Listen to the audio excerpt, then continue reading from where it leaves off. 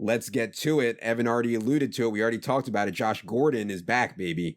I think people following this closely saw this was a very realistic possibility.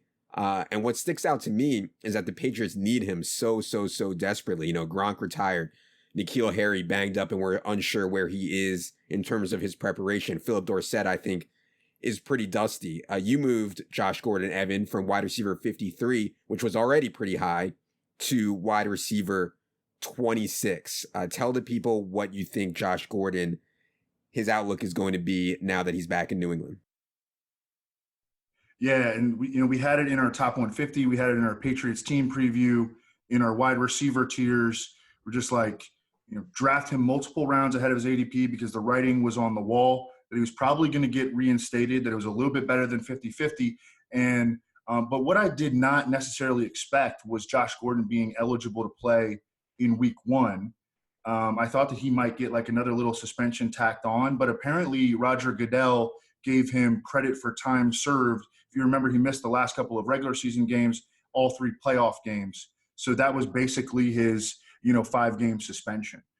So yeah, I hiked him up from wide receiver 53 to wide receiver 26. He's right behind Allen Robinson. So I basically have him as a 5th or 6th round pick now. He still has a low floor because, he's got to stay in line. I'm sure that they're going to drug test the heck out of him all season long. And as a fallout from Josh Gordon being eligible for week 1 now, I moved Julian Edelman down 1 spot. He's now my wide receiver 15. I bumped Tom Brady up a full quarterback tier. Last year when Josh Gordon was in the lineup, Tom Brady averaged almost 2 more yards per pass attempt with Gordon in the lineup. That is huge. That's going from 7 yards per pass attempt, which is like mediocre to below average, to like 9 yards per pass attempt, which is elite. Now, N'Keal Harry is out of the top 150, and he's not draftable in season-long leagues. Also has turf toe. But, yeah, I like Josh Gordon as a fringe 5th, 6th round pick now. Yeah.